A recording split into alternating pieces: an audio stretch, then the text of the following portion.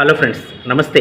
Micro finance సంస్థల్లో పెట్టుబడి పెట్టిన వాళ్ళల్లో పోలీసులు, పొలిటికల్ లీడర్స్ కూడా ఉన్నట్లుగా తెలుస్తోంది. ఈ మోసంలో, ఈ దగాలో, ఈ కుట్రలో బాధితులుగా పోలీసులు, పొలిటికల్ లీడర్స్ కూడా కొంతమంది ఉన్నట్లు తెలుస్తోంది. ఎందుకంటే భారీగా కుంభకోణం జరిగింది. మరి ఈ రమావత్ మధు కావచ్చు, బాలాజీ నాయక్ కావచ్చు, తదితరులు ఎవరైతే మెయిన్ క్యాండిడేట్స్గా ఉన్నారో వీళ్ళంతా మోసపూరితమైనటువంటి దందాకు పాల్పడినట్లు తెలుస్తుంది. ఈ యొక్క కుట్రలో భాగంగానే చాలామంది అమాయక ప్రజలు కూడా వాళ్ళ దగ్గర ఉన్నటువంటి డబ్బుల్ని పెట్టుబడిగా పెట్టడం జరిగింది.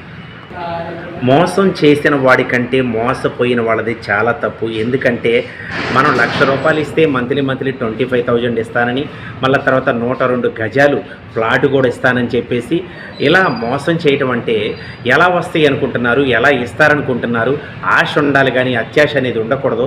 ఎందుకంటే మోసపోయిన వాళ్ళని నిందించడానికి కూడా ఆస్కారం లేదు. ప్రతి ఒక్కళ్ళ మానవుడికి కూడా ఆశ ఉంటుంది.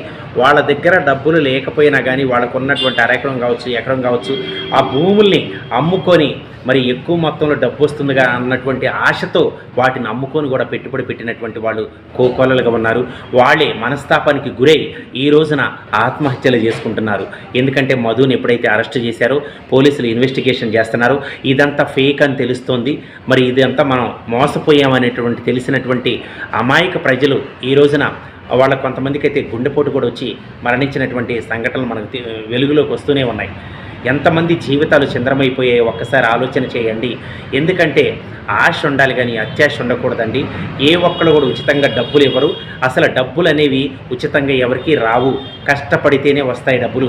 మీరు అహర్నిశలు కష్టపడి చెమట చిందించి సంపాదించినటువంటి కూడబెట్టినటువంటి ప్రతి పైసాని మీరు ఆ మైక్రో ఫైనాన్స్లో పెట్టినటువంటి పెట్టుబడులు పెట్టారు. ఈ రోజున తెలుస్తున్నటువంటి విషయాలు ఎంత షాకింగ్గా ఉన్నాయో తెలుసుకోండి. ఎందుకంటే ఇందులో మోసపోయిన వాళ్ళు కోకొలలుగా ఉన్నారు. అమాయక ప్రజలు ఉన్నారు, ఎడ్యుకేటెడ్స్ ఉన్నారు, వెల్ ఎడ్యుకేటెడ్స్ ఉన్నారు, రకరకాల రంగాల్లో ఉన్న వాళ్ళు కూడా వచ్చారు. కానీ ఇంకా కొంతమంది బయటికి రావట్లేదు. బయటికి వచ్చిన వాళ్ళు కొంతమంది మాత్రమే ఉన్నారు.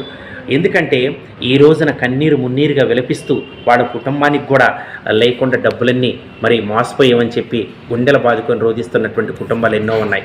కాబట్టి పోలీసు వాళ్ళు సత్వరమే ఈ యొక్క కేసుని టేకప్ చేసి దీన్ని వెంటనే నిజ నిర్ధారణ చేసి వెంటనే బాధితులకు కొంచెం న్యాయం జరిగేటట్లయినా చేయాలని మనస్ఫూర్తిగా కోరుకుందాం. జై హింద్, జై జవాన్. Thank you. జై కిసాన్.